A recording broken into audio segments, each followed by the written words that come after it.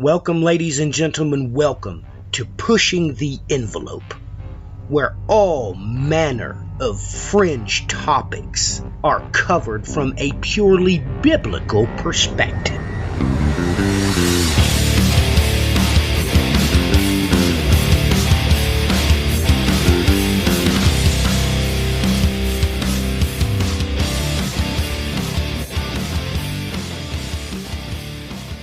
Welcome, ladies and gentlemen. Welcome to the program. Tonight, Joe and I are going to get together and do some biblicating concerning a topic that, well, a lot of people know exactly what it says and exactly what it means.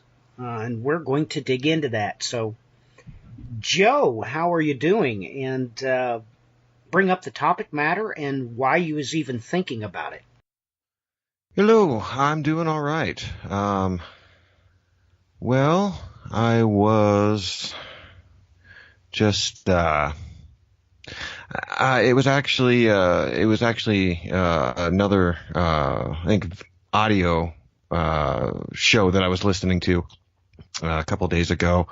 And while the individual, didn't go super deep, it just kind of, it brought some things to my mind as far as Noah, when he planted a vineyard and then took of the grapes and basically made wine, and then became extremely drunk.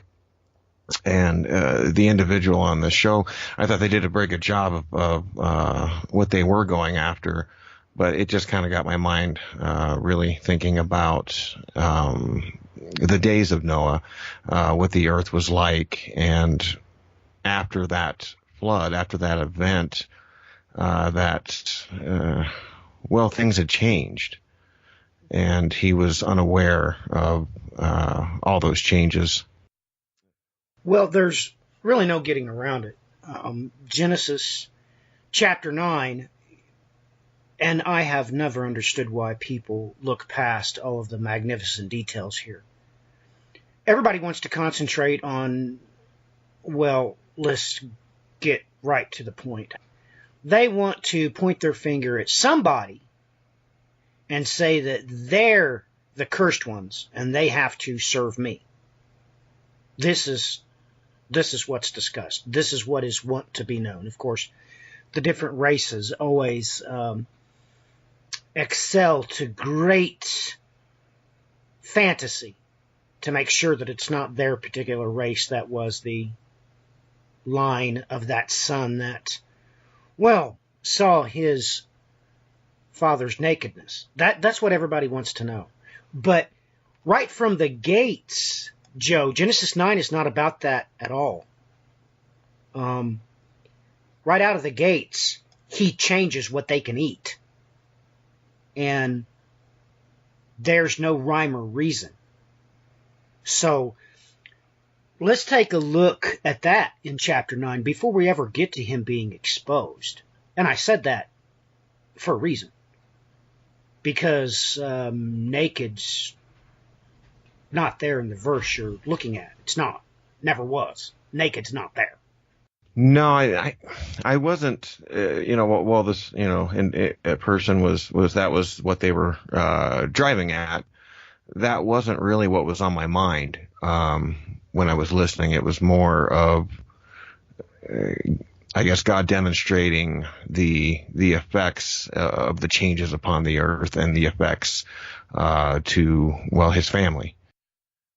Exactly. That's exactly what the chapter is about. It's not about which of the three sons is having to serve the other two.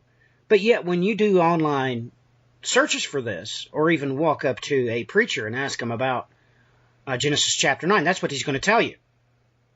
Right. That one of the sons was cursed to serve the other two brothers. And that's not what this chapter is about. Right from out of the gates, like I said, he changes what they can eat, and he says beyond any shadow of a doubt that you cannot eat the blood which has the life. Right. So before we even get to the physical aspects of the earth, you have to come to grips with, we obviously changed. And there's only one direct reason why God would institute the eating of flesh. Now look, any nutritionist can tell you this. If you need protein, you need meat. Now, I appreciate those that do not choose not to eat meat. And yes, peanut butter does have some protein in it. But when the rubber hits the road, God is clearly insinuating here, your body has been degraded. It has somehow lost its capacity to acquire enough protein. Now, that can either be to our personal body chemistry, Joe, or the fauna had massively lost this particular vitamin, this particular nutrient, absolutely necessary to sustain life. And Joe, it amazes me how a lot of people go to the grocery store and they don't understand why some items will be massively more expensive. Let me tell you, ladies and gentlemen, I'll tell you. Check the amount of protein in the product, and that's what establishes its price. Now look, just go to the breakfast bars. I mean, any grocer can tell you that people don't eat cereal anymore. They all buy breakfast bars and hand them out to their kids and send them out to the school bus. This is common knowledge. It's common knowledge. And you go to the breakfast bar aisle and look, why do some boxes just state what they are? The other boxes, the ones that are grossly more expensive, they're called protein bars. So, Joe, we have to come to grips with this. Either the fauna lost its ability to retain this element that our body needs, protein, or we lost our capacity to properly synthesize it into our superstructure. So that's what this chapter is about, Joe. This chapter is about things coming undone. And this is why this quote from the Lord our God, appears here in verse 6. Whoever sheds man's blood, by man his blood will be shed, for in the image of God he made man. As for you, be fruitful and multiply. Populate the earth abundantly and multiply in it. Then, okay, so why is he wanting to remind you, Joe, that you are made in his image? It's almost like, well, Joe, this stanza is here, verses 6 and 7 is here to obviously remind you of what had passed away. And in remembering this covenant, it's got everything to do with the blood. And the life is now in the blood. What do you think about that? Do you think he's insinuating here that before now, the life was somewhere else, pre-flood? What's your thoughts on that? Well, it takes me back to when Eve was taken out of Adam mentally. He is specific in saying bone of my bone, flesh of my flesh. And well, that's nothing about the blood. Nothing about the blood whatsoever. And when you go back there and take a look at exactly what was stated, you might be a little bit surprised. Of course, you're referring to 223. It says bone of bones and flesh of flesh. However, you probably should know this, that that word that's used here, that's actually the word for private parts. It's not flesh. Oh. No, he's literally saying here with what you call H1320. That literally means the external genitals. He says bone of my bone and genitalia of my genitals. Okay. Okay, but following up, projecting this forward, speaking about their nakedness, I hope you realize that the word you need to be there is H5903. That's the word that you're looking for, because that means to be naked. That's what that means. And a lot of people don't realize that this is when nakedness is brought up. You can't get around it. It's Genesis with Adam and Eve, and it's Genesis with Noah. Right. And it's kind of hard to get around that, but the Hebrew word you're wanting to be there is Aram, but it's not, H5903. So there's obviously something massive going on here, Joe. Right. And it pushes the envelope, so to speak, because all these distractions with the nakedness being exposed that's not what this chapter's about. And did you find it strange that also in the chapter, all of a sudden Noah decides to start growing things?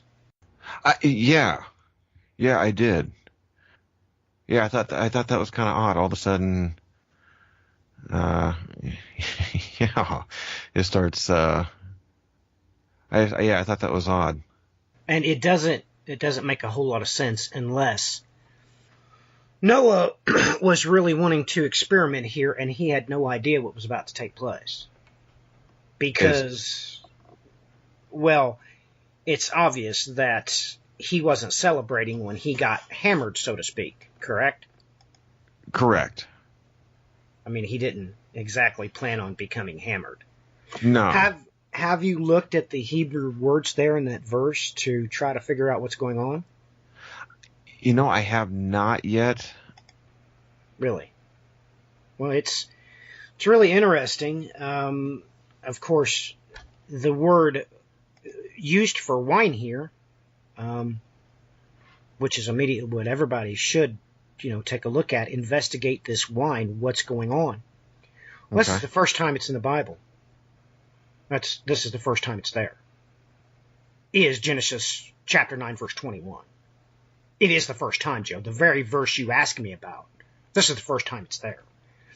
And everything here is not exactly the way you think it is. I mean, you think that naked is here, right? You're assuming that naked is somewhere here in this verse. From the English, you would assume that. It's not. It's not here. Now, what you call H1540, that's there to be exposed or to uncover. Naked's never here. Genitalia is never here. And as a matter of fact, it says that, well, it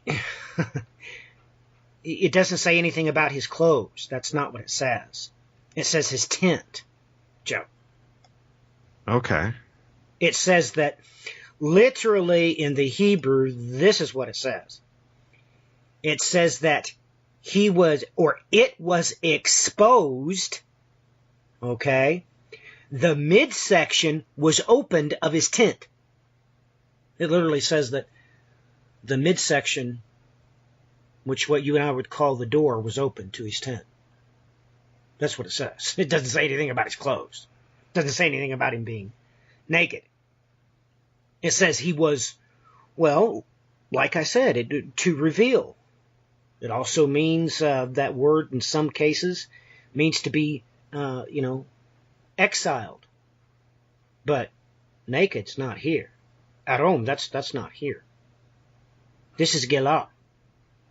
So, So that's pretty off the charts. The nakedness part is in the next verse. That verse has Aram. But here, it's the feminine form. It's Evrah is what's actually here, which don't make sense. Because this is the feminine case. So God's doing a whole lot here that, well, you just have to take the time to take a look at it, is what you have to do. No, I totally agree. And I do apologize. I just looked at the little video last night, and then I was just kind of going over it in my mind, and then just going over it in the English, but I didn't get to pull it apart yet. Well, good deal. I mean, but I will. I just kind of ran into some other things, but it is on my plate to look at as well as many things. But yeah, I want to definitely pull this one apart and get some more.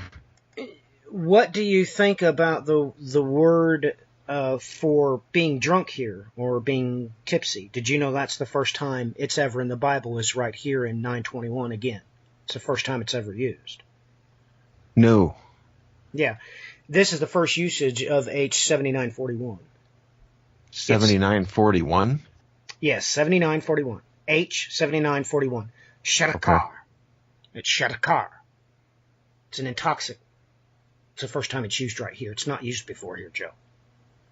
So, you need to understand, we need to take a time trip and go back in time. Because you need to understand that wine was grape juice. Wine was grape juice. Right. It wasn't until it fermented until it became this word, H7937. Or, through variation, 7941. Yeah, I've got H7937. Yeah, that's a form of it. Yeah. But this word here in the Hebrew, you got to remember that you've got 41, 40 is also shakar, 39 is also shakar, 38 is, 37 is, 36 is, but you weren't expecting that, was you? Look, Joe, H7936, all the way through H7941, that's the same word, they just put jots and tittles on it.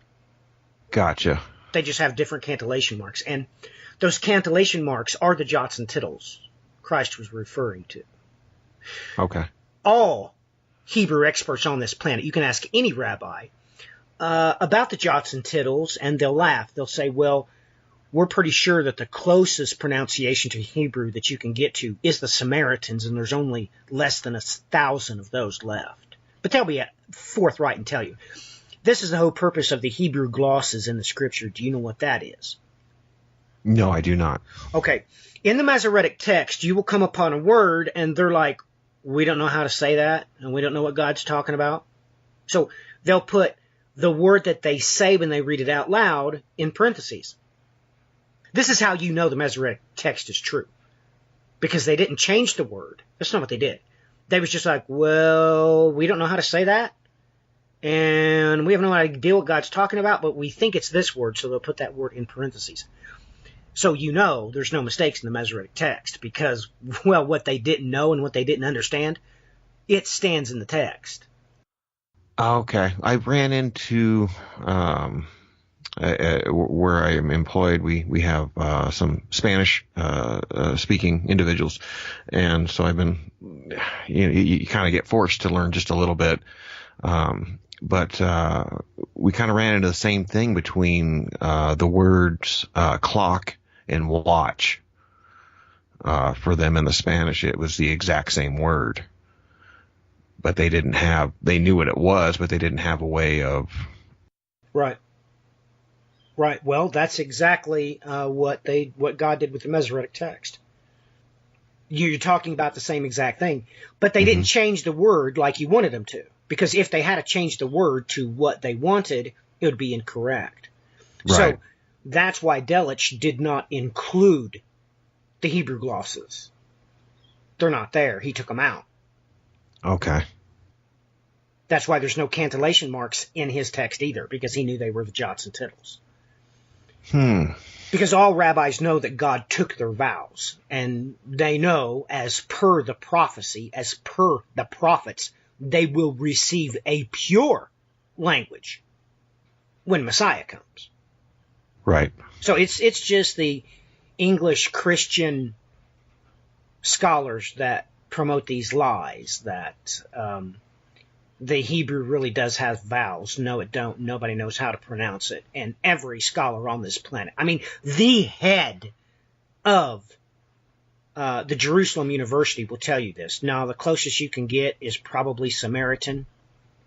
We have no idea how to pronounce it. It don't have any vowels. We have no idea. Okay.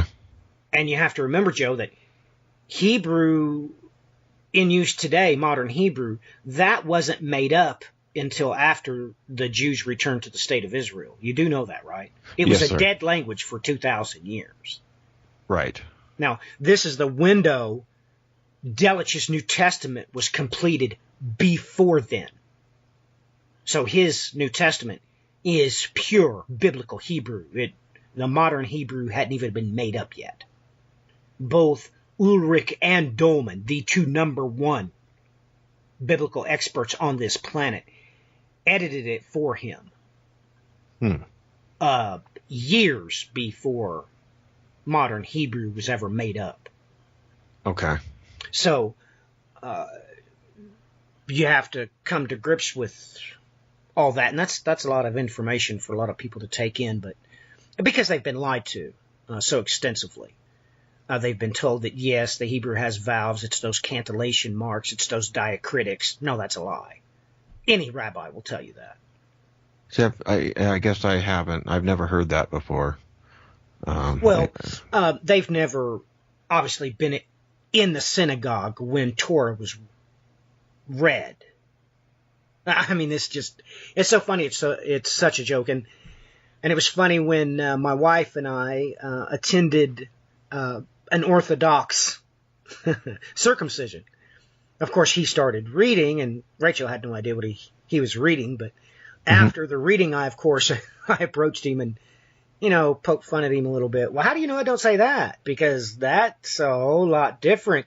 Well, it's interpretation. And he just laughed and got frustrated. But these American teachers and preachers, they don't have a remote clue what they're talking about. There is no vowels in Hebrew. What they pronounce, they had to do something, Joe, because God has commanded them to read it, right? Correct. Okay, so they have to do public readings. Okay, so they have to do something. So that's why they applied the diacritics, the cantillation marks. That's why they did it.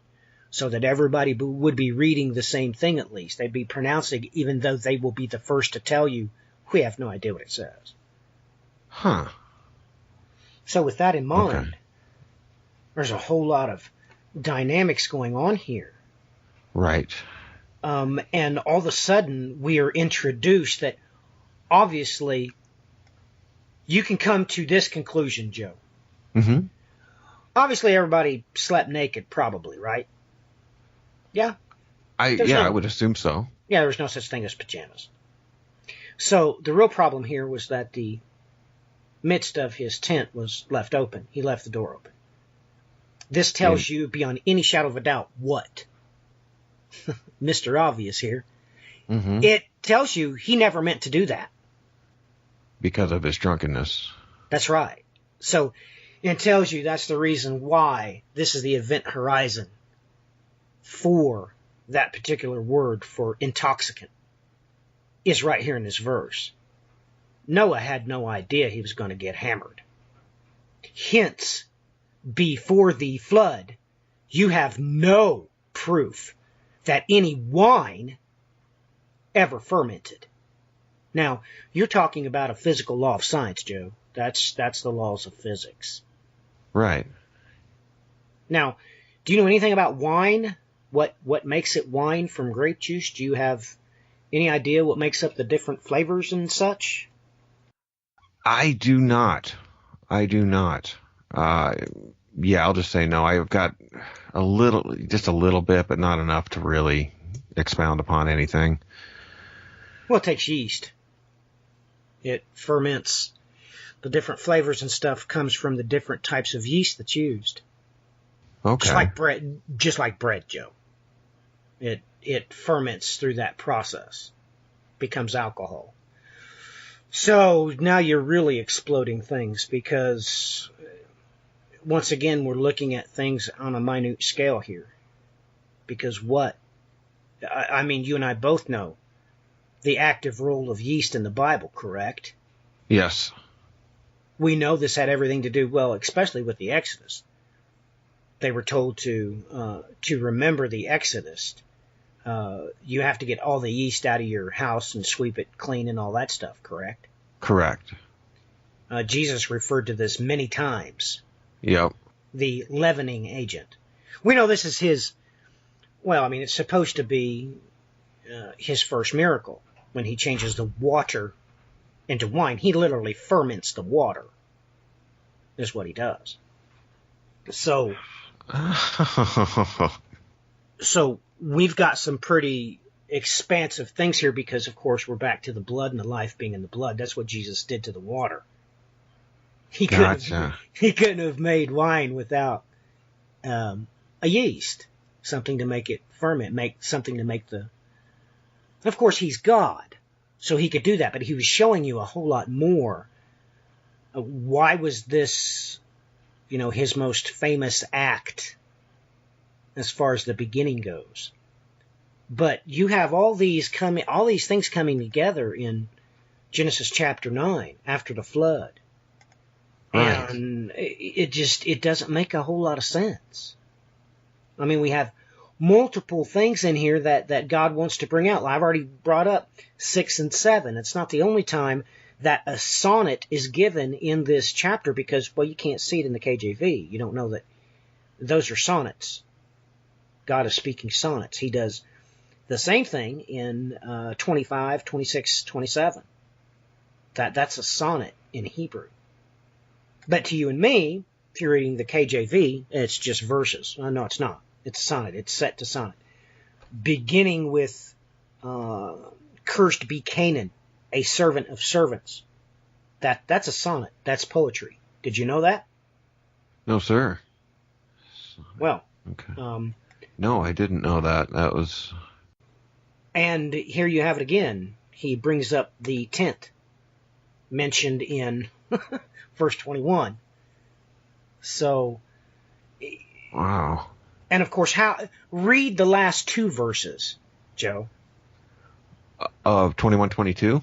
No, read the last two verses of this chapter. Read 28 and 29. 29. And Noah lived after the flood 350 years. And all the days of Noah were 950 years, and he died. Why does this chapter end that way? 350 years. I mean, we start with him. He's supposed to multiply. And right. All that. I mean, nothing makes sense here. And God blessed Noah and his sons, and he said to them, "Be fruitful and multiply and fill the earth. The fear of you and the terror of you will be on every beast of the earth." Right. Now, wait a minute, Joe. "And on every bird of the sky, with everything that creeps on the ground, and all the fish of the sea, into your hand they are given. Every moving thing that is alive shall be food for you." Joe, this ain't... So, the animals didn't fear man before the flood? Exactly. So, does this have some type of mechanical apparatus like the life all of a sudden being in the blood now? Ooh. And where are emotions? Oops. That's a trick question, isn't it? Where are emotions? Where are they? And, Well, from this, if I had to guess, I would say it would be on the blood. The only thing I can, it brings me back to when Cain slew Abel, and his blood cried up, or his blood cried out. So that's, if I had to take a stab at it. Exactly. And that's what you have to do, right? You have to take a stab at it. One thing's for sure. In verse 10, of all that comes out of the ark, they went into the ark, but they didn't come out the ark on the other side the same way. They just flat didn't. And, one of the big questions, of course, everything here just, I don't want to go too far, but I do want to mention this. Where did the menstruation cycle come from? Well, that was, wasn't that from the fall, wasn't it? Was it? What makes you say that? What makes you say that? Well, after Adam and Eve were basically, after they had taken that fruit, he then basically said, he basically said, I'll multiply her pain in labor. That's got nothing to do with the menstruation cycle. I know, but I'm trying to, I stabbed the wrong place. Exactly. Because this chapter makes you be reduced to just taking stabs at it. Huh. I mean, the real question is, when we go back to that, some of the things that he did say, verse 19 of chapter 3? Yeah, Genesis chapter 3. No, 8. No, it's verse 8. He says that they will eat plants of the field. Now, you're forced down this path, Joe. You don't have no choice. There's 2 times your diet was changed. Genesis chapter 3, verse 18. Okay. And after the flood. So, we have 2 massive changes here. Massive. And why is it that all of a sudden now they can sweat? I mean, that's the next verse. As he says, from now on, you'll sweat. Which... Yep. So... Yeah. All kinds of physical changes going on here, but you just have to come to grips with the simple fact that when we go back to the days of Noah, you have no choice but to come to grips with what Christ said, because going back to the days, first off, he's telling you that the day is going to be altered. And I mean your 365, 24-hour day. I mean, the verbiage used there, he's coming right out and telling you that you're going to go back to those type of days. The 1/3, right? Right. And he's telling you that, yes, the actions are included as an afterthought. He says you're going to go back to the days of Noah, and they're going to be, when that happens, they're going to go back to acting the way they were acting then. Which tells you what? We're back to the emotions, right? Right. Huh. So, is that where restraint is as well? Well, what is restraint? I mean, what is it, Joe, whenever you want to steal this candy bar, let's say, that your coworker left in the break room? Mm-hmm. And you don't. Where did that come from? You don't make that choice off desire. No, that's a lie. That's a lie. No, restraint. It's always emotion. Well, restraint is exercising the exact opposite of a want or desire. It's exact opposite. Which exemplifies the list Christ gave as to how they're going to be acting during the days of Noah. As if all of a sudden... Well, we know something's drastically wrong because God gets so mad he tells death to flee from them, and they start gnawing their tongues in agony, correct? Because they can't die. Right. Right? Yeah. Okay, so the life went somewhere, but it's obviously no longer in the blood. Right. Huh. Then that's why that has to be the beheading. Exactamundo, Joe. But it makes you ask other deeper questions, too. I mean, you realize that the red blood cell is impossible. It don't have a nucleus. Right. It's actually a toroidal ring. That's what it is. That's where life is. It creates a toroidal tube. That's where the life is. I mean, you can ask anybody, is there such thing as a red blood cell? No, there can't be, because it don't have a nucleus. It should immediately die. And it carries basically the components that make you rust. Everybody knows this. I mean, when you're anemic, what do they prescribe you? Iron. Iron, duh. Well, how do you think you get hydrated? Well, I mean, that's basically what the blood does. It carries blood, oxygen, and iron. Mm-hmm. So, after the great day of he who sitteth upon the throne, will there be a nucleus in the red blood cell? I don't know. So, let's really talk about this strange occurrence of the wild beast going crazy in the book of Revelation. Is that before or after the great day? I'm trying to remember on that. I thought that had to do... I remember something about that with the riders. Right. And are the riders before or after? I thought the riders were before. That's right. Let's go to Revelation chapter 6, and please read for me verse 8. Okay, give me 1 second. Because this verse has got a whole lot of information that we just talked about. Everything we talked about in Genesis chapter 9 and breaking some things down in Genesis chapter 3, although very lightly, this talks about everything, really. So have you got it available yet? It was Revelation 6. Yeah, verse 8. Verse 8, okay. It's a mouthful. 1 second. Okay, Revelation 6, 8. Let's see. I looked, and behold, in a shorn horse... Oh, ashen. Gee. Let me start over. I'm sorry about that. I looked, and behold, an ashen horse, and he who sat on it had the name Death, and Hades following with him. Authority was given to them over a fourth of the earth to kill with the sword, and with famine, and with pestilence, and by the wild beasts of the earth. Yeah, that was the one I was thinking of. That's a mouthful, isn't it? Yeah, it is.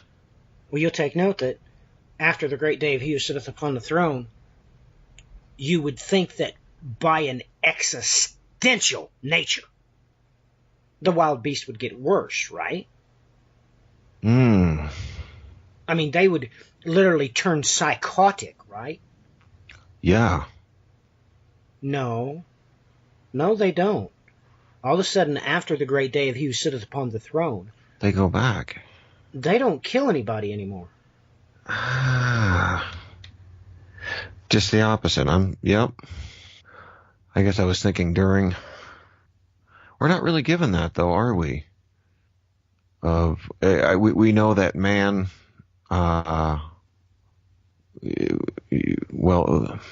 those that are not relocated, they gnaw their tongues. That's right. But we're not really given the animals. I guess we're left to go back to the days of Noah to go back and look at that then. Well, we have to. In both instances, we certainly had our cattle. Okay. Right. All the cattle marched across the bottom of the Red Sea, yeah? Yeah? Yes. Okay. And who was with Noah on the ark? Well, all the cattle. All the cattle. So, no, I got to trump you on that one. That's a duh question. Yeah, we'll obviously have our cattle, but outside, they're going to obviously turn into, well, what the Bible describes as the lamb lying down with the wolf. Now, I know I probably just confused a lot of people. Ladies and gentlemen, the Bible doesn't say the lion will lay down with the lamb. That's not what it says. It uses wolf. But this is exactly what it's talking about. that they won't be predators anymore. They won't eat flesh. So, and you have to admit, Joe, Mm-hmm. Revelation chapter 6, verse 8, that's quite a mouthful. Mm-hmm. It's got a fantastic amount of information in there that you shouldn't have that much information in one verse. You just shouldn't. You should say, the first one, you should probably give his number and his name, right? Mm-hmm. Then a sentence on what he's doing, and if he is going to kill, how much he's going to kill. That should be one verse.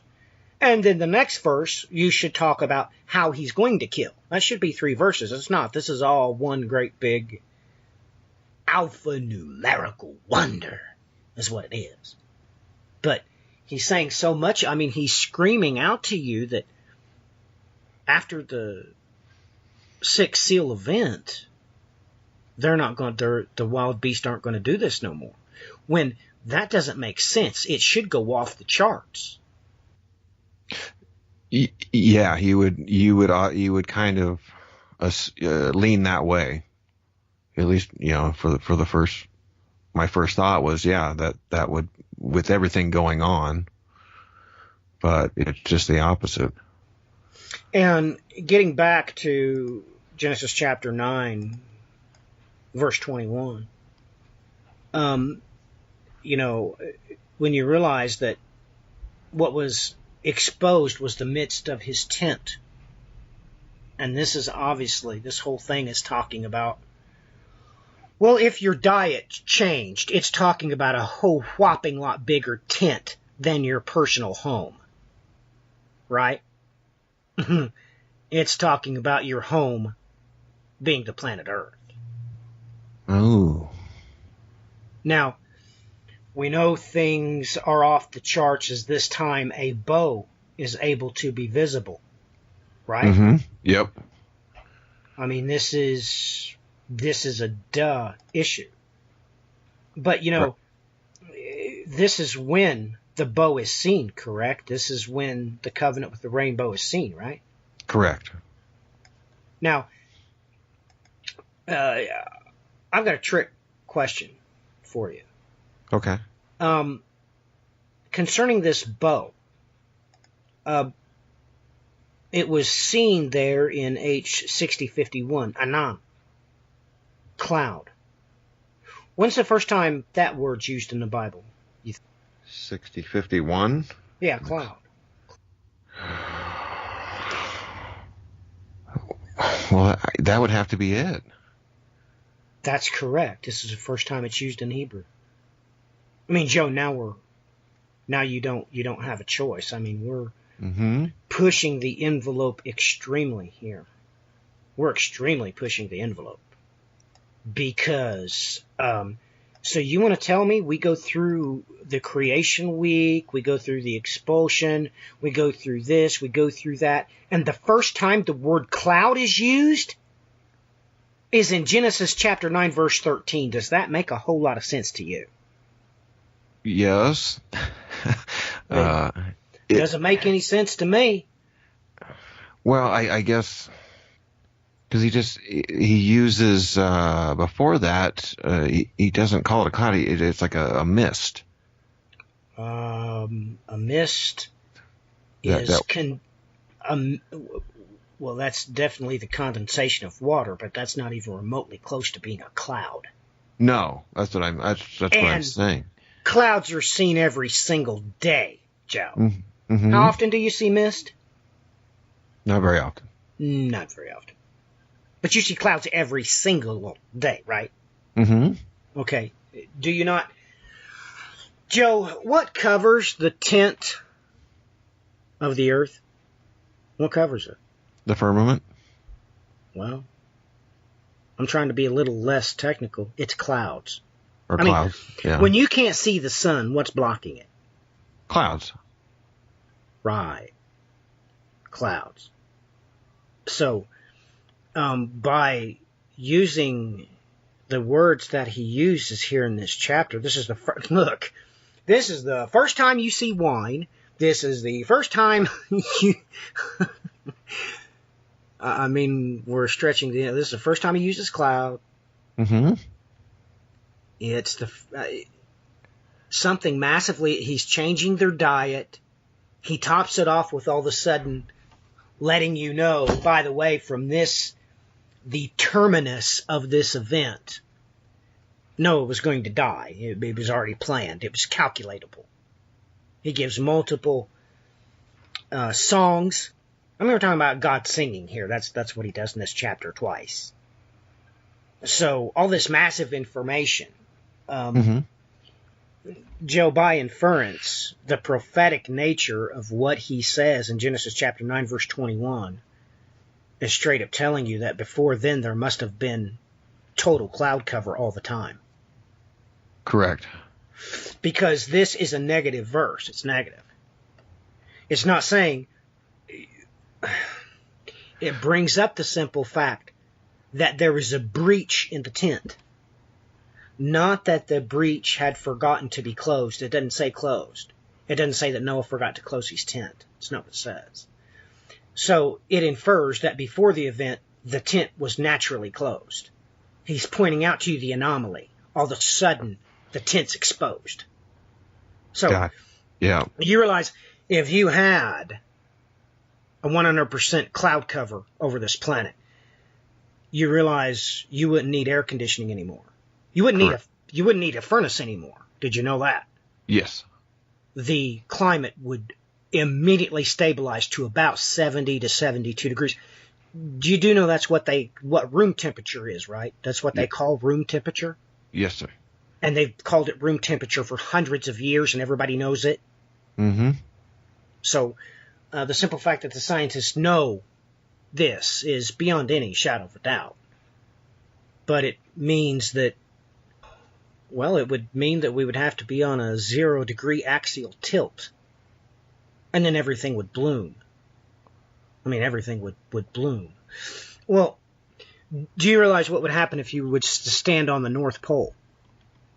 If you were to go to Noah's North Pole after this day, well, Joe, it would stay twilight all the time. The sun would just travel around the horizon. Oh, yeah. And it would immediately, of course, after probably about 30 days, without the use of the jet stream, everything would massively normalize very quickly. So within 30 days, you'd start growing trees. Your oxygen content would be incredible. Right, as would the barometric pressure. Right? Yeah. So then you would, well, if you were to drink alcohol, you would have quite a head for it at that point. That's right. Because you'd have perfect ability to say... Oh my goodness, I don't even drink and I know this. Do you know what I learned from all my buddies? Do you know how you can absolutely 100% prevent getting you from having a hangover? No. When you're done drinking, you fill up a 2-liter that you had your Coke in to mix the drinks. You fill it up with water and drink it. Because the reason why you get a hangover is because you're dehydrated from the alcohol. Did you know that? I have heard that. Yeah, well, being in the military, I watched my whole platoon do it. Okay. So beyond any shadow of a doubt, I can prove to you that is the case. And I marveled after Sergeant Mack because he ordered them to do it. It was an order. So if anybody come to a formation the next morning with a hangover and they couldn't function as a soldier, that's when they got disciplined. Gotcha. So it was actually a rule in our platoon that you had to drink 2 liters. And I used to watch, and yes, Joe, just so you're wondering, like on, New Year's Eve and all that stuff, of course, I was the most popular person, you see, because I could drive and I could also I would also make up a list and go fill up the 2-liter bottle. No, you need to set up here. Now you can pass out. And literally sometimes I would just let go of their neck and they would boom. They were gone, but they got their 2 liters of water. They would all get up in the morning and have to urinate, and they would, and they wouldn't even have a headache. Wow. That's the truth. It's the alcohol that dehydrates you. That's why you get a hangover. That's why. But under these circumstances, you would have perfect blood to oxygen saturation. Your Right. your body wouldn't have to work too hard to do it. Under these circumstances, though, you wouldn't have the fermentation, though. Well, now, we're not trying to be psychic here. Well, We don't know. Yeah, We don't know what would happen to yeast, but we do know this. Yeast requires a dark, moist environment, right? yes. Well, like I said, your condensation levels would be, I don't even know what they would be, to be honest with you. Well, let's do this. Meteorologists today, they call this the dew point. Yes. Like if you go to weather.com or whatever, with the news, they'll give you the dew point. Because the dew point changes no matter where you're at. It's what's the barometric pressure, what's the temperature, what's your altitude. That'll tell you, because it changes, and people just don't realize this, Joe. They don't understand that. No, ladies and gentlemen, when you go out in the morning in your car and, you've got this mist on your car, that just isn't a natural occurrence every day. Literally, the temperature has to be correct, and that changes. That condensation point changes. It's not a law. So you take note that during the wintertime, they change it on your forecast because it won't be the dew point. It'll be the frost point. Right. And it's grossly different, Joe. But this would stabilize.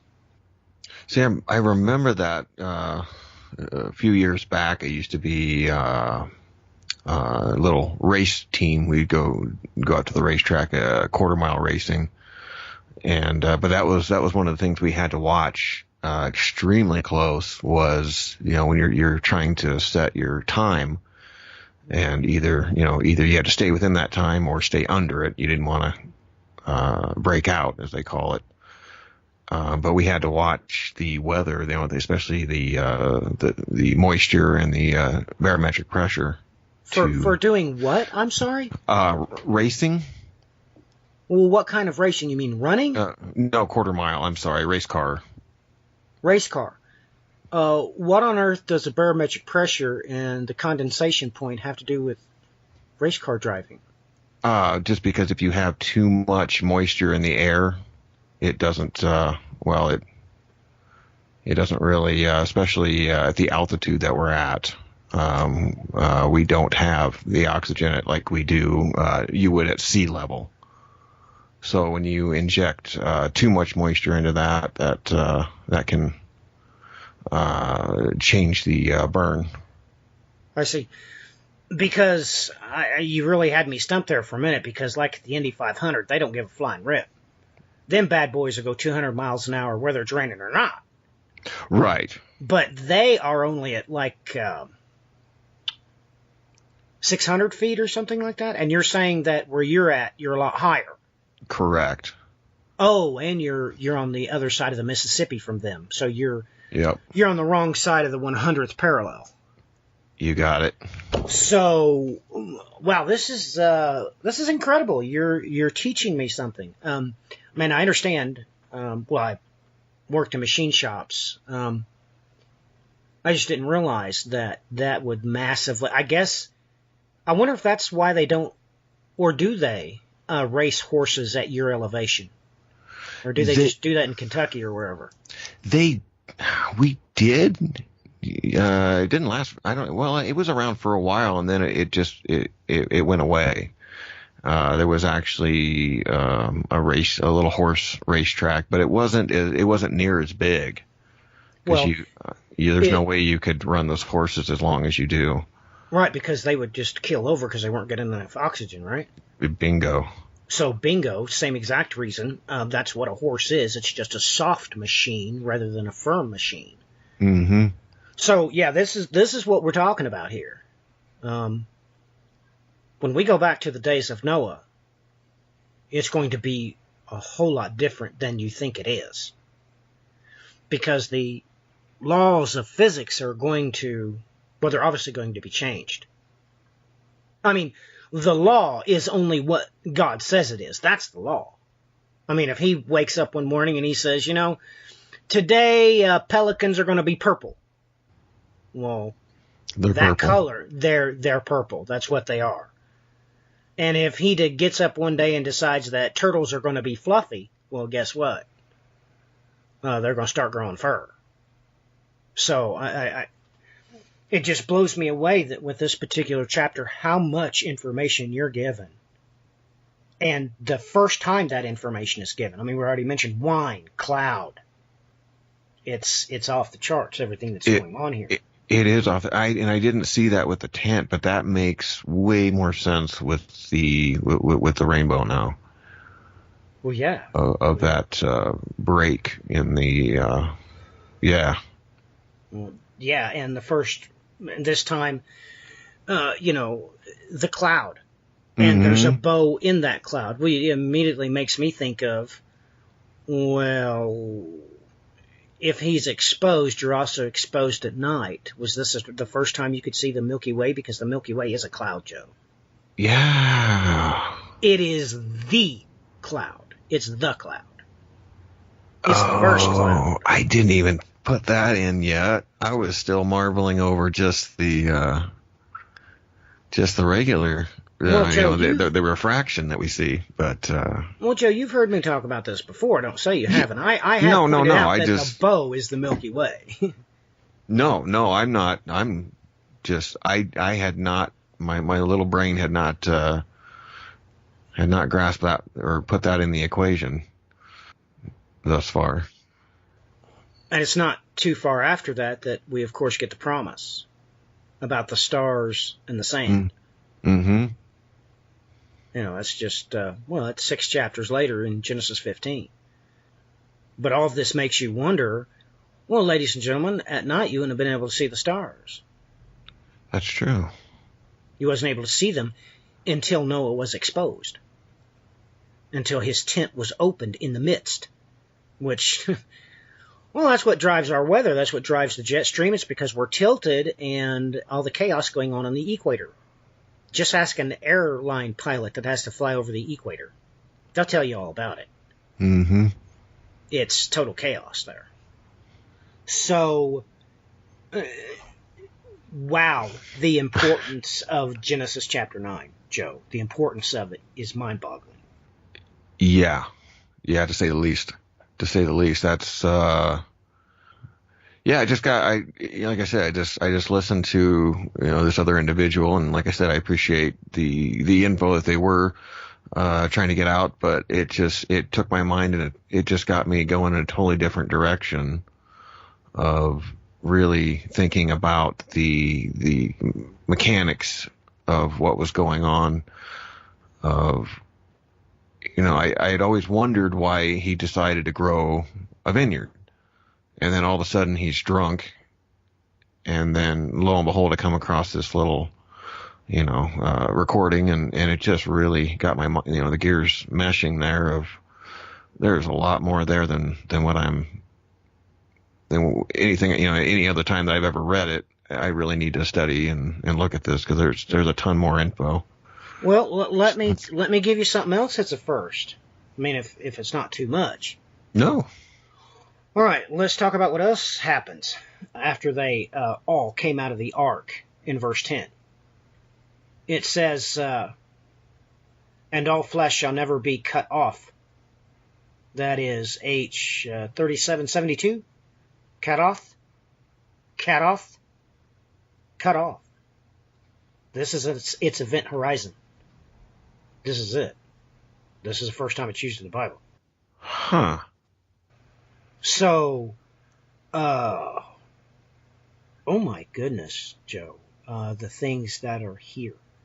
Yeah.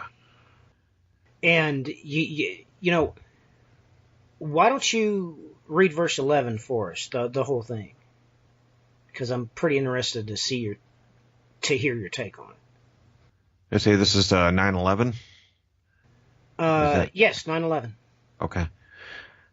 I establish my covenant with you, and all flesh shall never again be cut off by the water of the flood, neither shall there be a flood to destroy the earth. What do you think that destroy means? Because it doesn't mean destroy. That's not what it means. It means to rot or to ruin, decay. Okay. It means to decay. That's what it means. The first time it's used in Genesis, well, of course, chapter 6. Now the earth was corrupt in the sight of God. Oh, okay. And the earth was filled with violence. So he's coming right out and telling you there in 9/11 that no, it's not destroy. No, it doesn't mean to annihilate. That's not what it means. It doesn't mean destroy. It means to rot or corrode. Which, let's talk about grape juice again. Okay. Grape juice is good and it's sweet, right? Yes. Well, once it decays, or once it's corrupted, or once it corrodes, hence ruin. That's the word that probably should have been used here, is not destroy, but ruin, maybe. Well, it tastes really bad and it gets you really hammered. It actually does the opposite. You do realize, Joe, that grape juice is a, well, very good way to oxygenate the baby. Or the baby, of course. That's why on the WIC program, they give out so many juices to the mother. That's why they do that for the WIC program. They want the mothers to drink a lot of juice. But anyway, the body, I meant. It's a good way to oxygenate the body. Just because of the properties of it? Right. But after it's ruined, it dehydrates you. It does just the opposite. Does just the opposite. And that's all right here. That's all right here in Genesis chapter 9. So going back to the days of Noah is going to be, kind of like Revelation describes. It's going to kind of give you shell shock. Gotcha. And we know from, well, do I want to talk about that or not? Is this the solemn assembly? Well, a whole lot more is going to be existentially happening to us at this solemn assembly. I mean, the Lord our God, He just doesn't have any problems with telling you what's going to go on. You know what? Let's finish off with this. Why don't you turn to and let me think about this. Am I really wanting to do this? Yeah, Joe, why don't you turn to Psalms 32 real quick? Okay. It's not very long, but it's very important, and it's quoted in the New Testament, of course. Let me see. It's Romans chapter 4, verse 7. Quotes from this, and it doesn't mean what you think it means, but that's beside the point. These 11 verses, God's going to come out and tell you things you don't want to know. And when I point it out to you, it's probably going to make you nervous, and you're going to be like, well, why would God do that? But why don't you read it for us? Please let us know what translation you're using first. I've got the NASB. Very good, very good, very good. That'll work just fine. Do you want me to start at the beginning? Oh, yes, at the beginning. Okay. A Psalm of David, a Maskil. How blessed is he whose transgression is forgiven, whose sin is covered. How blessed is the man to whom the Lord does not impute iniquity, and in whose spirit there is no deceit. When I kept silent about my sin, my body wasted away, through my groaning all day long. For day and night your hand was heavy upon me. My vitality was drained away as with the fever heat of summer. Selah. I acknowledged my sin to you, and my iniquity I did not hide. I said, I will confess my transgressions to the Lord, and you forgive the guilt of my sin. Selah. Therefore, let everyone who is godly pray to you in a time when you may be found. Surely in a flood of great waters they will not reach him.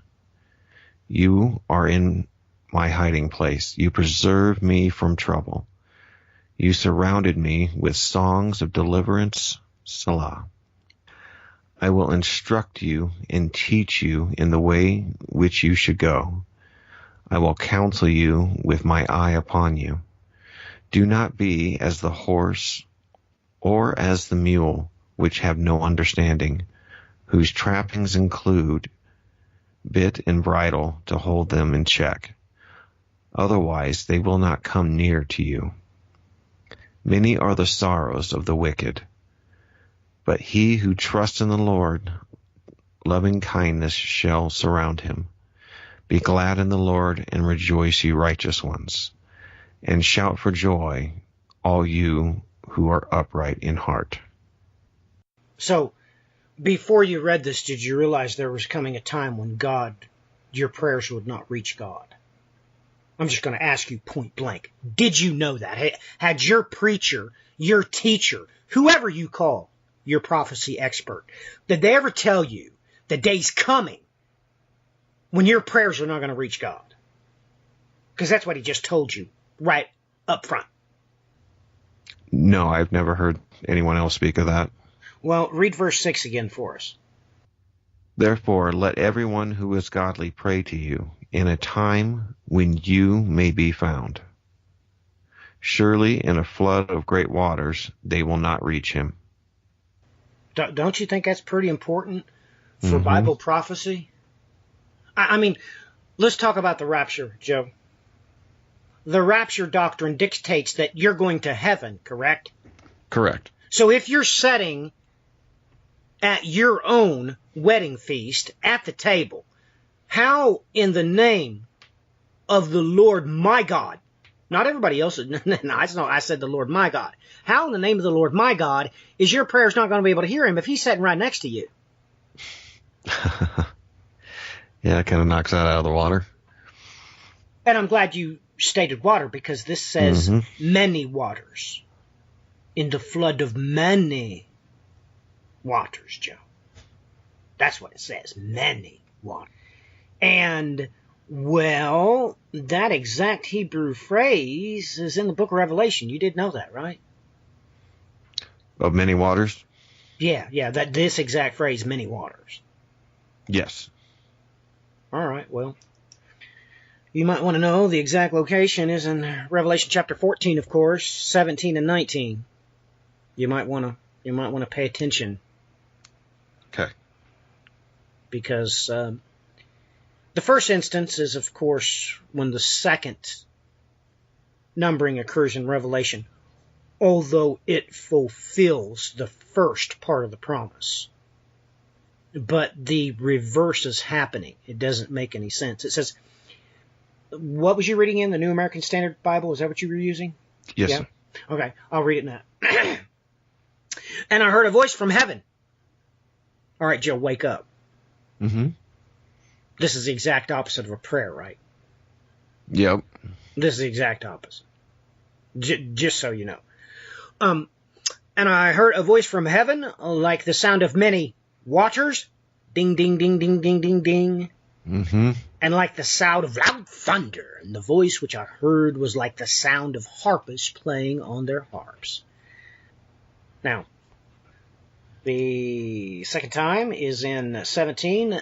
Then one of the seven seals who had the seven bowls came and spake unto the beast, saying, Come, and I will show you the judgment of the great harlot who sits on what?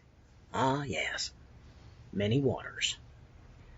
Revelation chapter 19 and verse 6. Then I heard something like a voice of a great multitude, and like the sound of many waters, and like the sound of mighty peals of thunder, saying, Alleluia, for the Lord our God, the Almighty, reigns.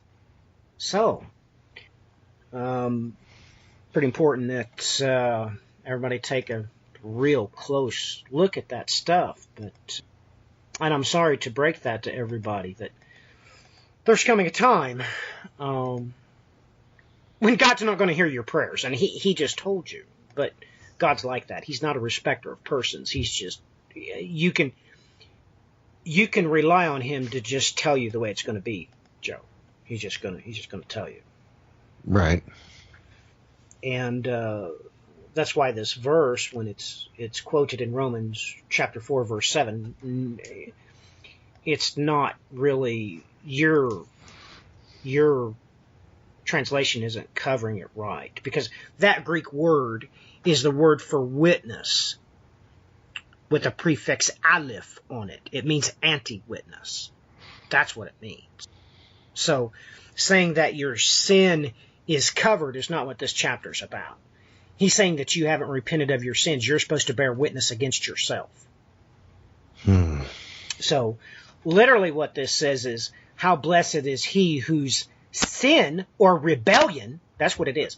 Blessed is he whose rebellion is forgiven, and whose sin or shortcoming, it really means shortcoming, where you fall short, is uncovered or witnessed against. It's when you admit, it's when you pray and ask. You have to bear witness against yourself. That's what repentance is.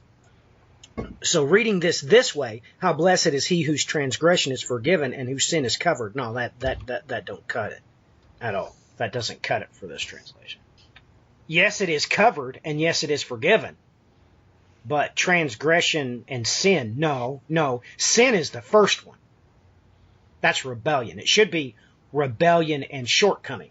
Or, I don't know. Some churches used to say backsliding, but I guess that's not I guess that word's passed out of usage. But yeah, you need to take another read of Romans chapter 4, because he goes way out of his way to describe to you the work of the law. The work of the law is circumcision. It's taking a sacrifice, and telling the truth is not a work, Joe. That's not a work of the law. A work of the law was a labor of the law. You had to physically do something. Like go buy a cow and take it to the priest so he could sacrifice. That's a work of the law. Loving the Lord thy God, that's not a work at all. So anyway, everybody needs to realize that when you go back to the days of Noah, we're 20 minutes past the hour, and I've only lightly described the physics of it. But it has to be mind-blowing, the physics that are involved in this situation. Yeah, just the simple fact that our diet's going to change is mind-blowing. And you better be careful what you eat, I guess. Because we know what happened to Noah. He got hammered. Yep. But we have no idea what it's going to be like going reverse. We have no clue what kind of physical changes we're going to see. Because saying that the life is no longer in the blood, you're off the rails, Joe. Yep. We don't even know. Well, Joe, the medical industry doesn't have a remote clue as to where that is. And they all hate God because of it, because the instant after death, you shouldn't be dead, Joe, because all the chemicals are there, right? Yep. You still got warmth in your body, right? Yep. It just doesn't work just because God says so. Exactly. That's it. Joe. No, I guess just a quick example. Just last weekend, my wife, one of her cousins passed away. And it was Friday. She was diagnosed with I can't even pronounce it. It was so long, the diagnosis, but it really, when you really studied it amounted to basically them saying they don't know. It was something to do with extreme pressure upon the brain, but they didn't know exactly what was causing it. I think it was from that diagnosis within 16 hours she was gone. You know, but they didn't have a clue on how to treat it or what to do. They were just starting to run tests. But for one thing I know for sure was, when that happened, I knew that God decided that was it. And that was the end of it for me. I didn't need any medical studies. I just knew that God, that was that day. How old was she? I want to say she was early 40s. Early 40s? Mm-hmm. Well, I don't need to speak too much to that. Hey, I had a blast, man. Me too. I love getting together and talking about God's Word. Mm-hmm. I mean, that's really what we did. I mean, everybody else thinks that this was scripted and planned, but no. I literally sent you a message. Hey, are you free today? And Joe responds, well, I've got some car work to do, so... And why? What are you thinking of? And I sent him a message saying, I just feel like hanging out. Let's just hang out. That's what we just did, ladies and gentlemen. We didn't do a Bible study. We just hung out. I mean, right, Joe? Am I wrong about that? No, you're 100% right. I didn't know where this was going to go. I had, like I said, I was thinking about Noah, but that was about as far as I had gotten on that. We was just pondering that in my mind, and well, we got to do a comparison contrast because you let the cat out of the bag and you kind of stated that, I was listening to this other teacher, so I'm going to force you. I don't do this very often, but I'm going to force you. So whatever program you were listening to, did you learn more there in that Bible study, or did you learn more with us just hanging out? Oh, no, it was by far more hanging out. It was just, I was just curious on where this individual was going to take this information. It was about a 12-minute little thing, and it went about the same way that I expected it to go. I was just curious to see, if maybe they had something a little more to add, just to see. But God always, then the questions arise, where you start thinking of the correct questions to ask. Wait a second, there's a lot more here than what I was originally. So, I mean, like I said, I appreciate that whole thing because it got my mind going in the correct direction, at least on that matter. But as far as spending time with you, no, no, there's no comparison. There wasn't anything to learn. It was just that was just the origin of those thoughts. All right. Well, fair enough. So, I'm going to have to push you further because then you brought something else up, and I have the unfortunate ability to perceive everything. You said that it said about what you expected, correct? Mm-hmm. Did we discuss anything that you expected to discuss today? So, his program, I guess it could have been a her, that's irrelevant. Mm-hmm. You said that you got what was expected from that. Did you get what was expected from this? No. No, really? Well, you know me pretty well, Joe. That's kind of surprising. Well, I got more than what I expected. How about that?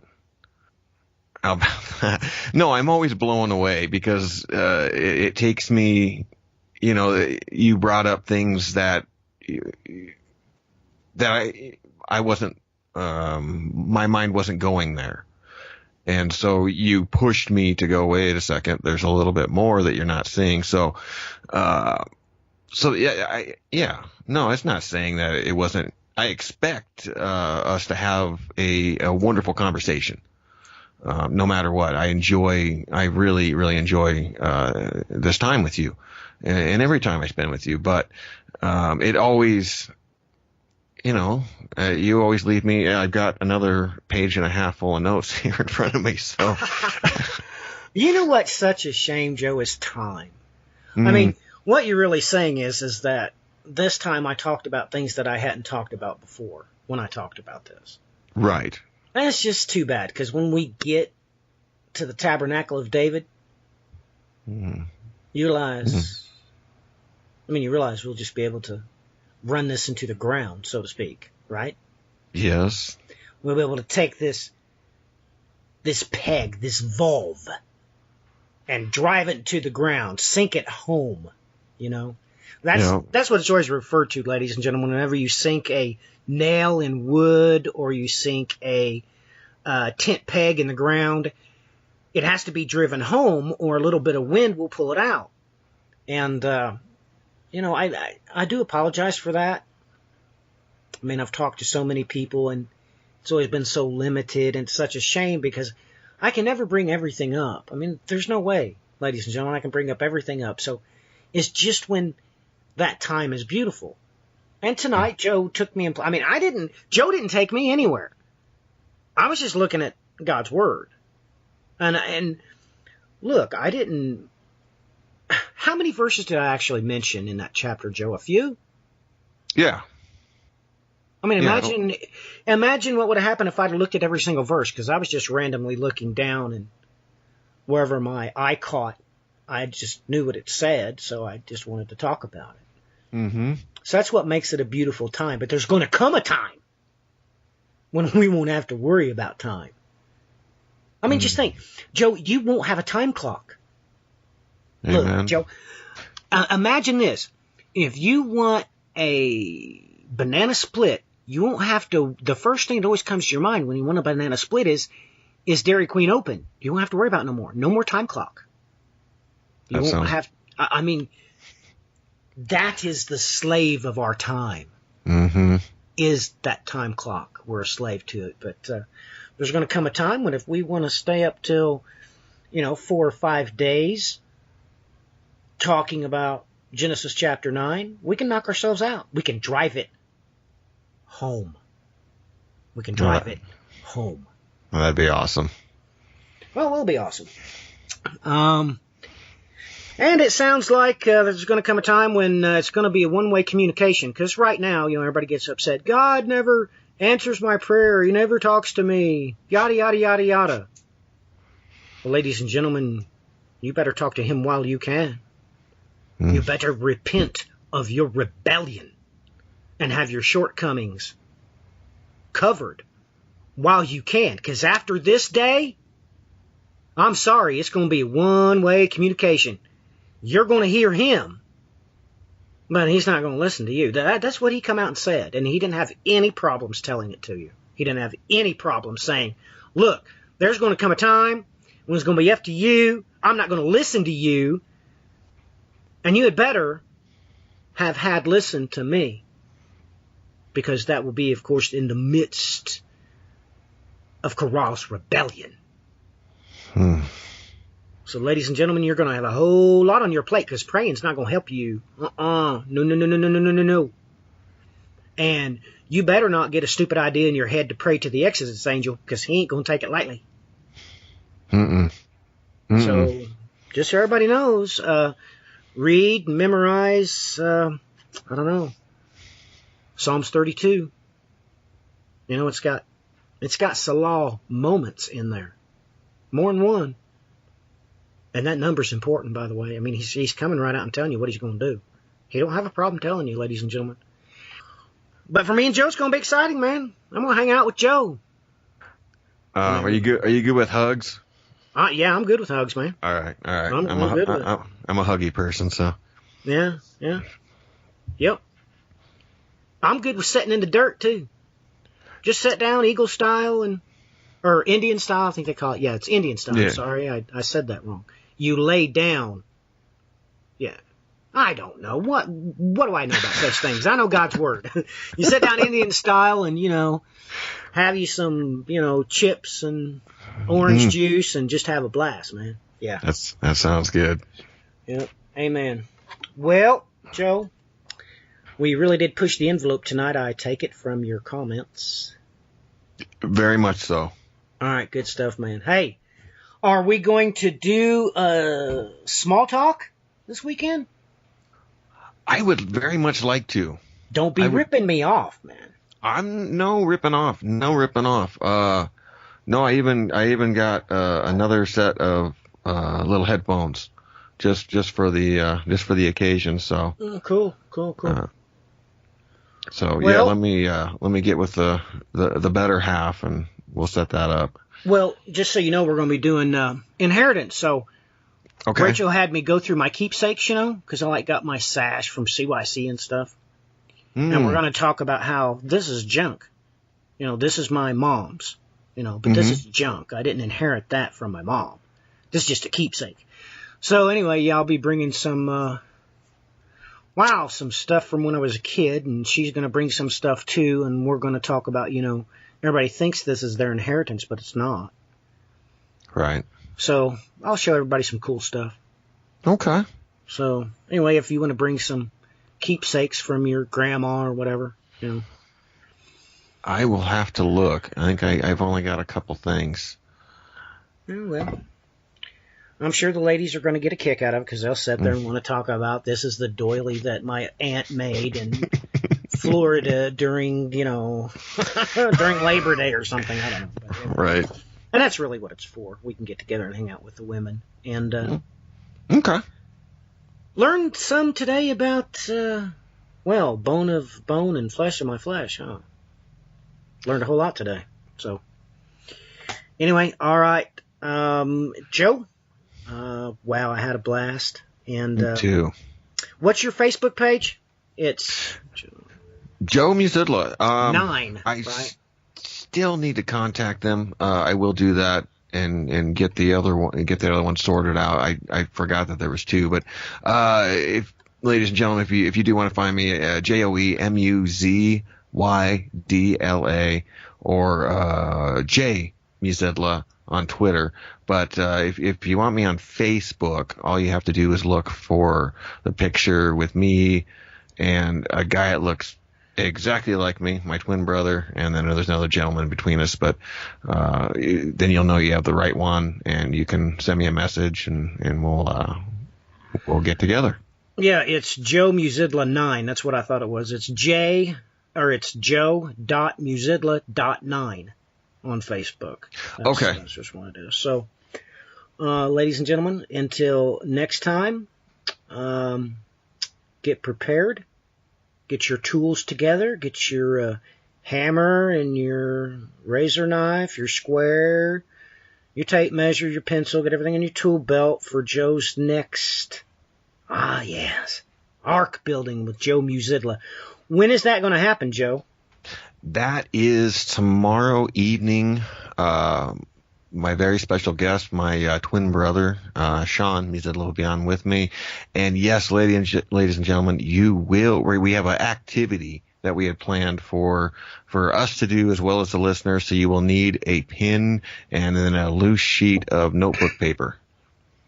I told you it was going to be epic. That's going to be epic, man. So, ladies and gentlemen, as soon as I get the audio, make no mistakes. The instant I get it in the same motion, I will download it. I will turn right around and open up the dashboard and get it uploaded. So you won't have to wait for me. I'm faithful, always have been. As soon as I get the audio, it will go up the first time that I can get to my computer. I mean, I know sometimes I'm at work or whatever, but you'll get it as soon as I do. So no reason to send me messages about why haven't you put it up yet. So as soon as he gets it to me, it will be posted as faithful as humanly possible. So, Joe, I had a blast, and thank you for joining us on Pushing the Envelope. I'll thank you. The honor, dude, it's always a blast just to spend time with you. So thank you very much. You're welcome. Well, until next time, ladies and gentlemen, God bless. Godspeed.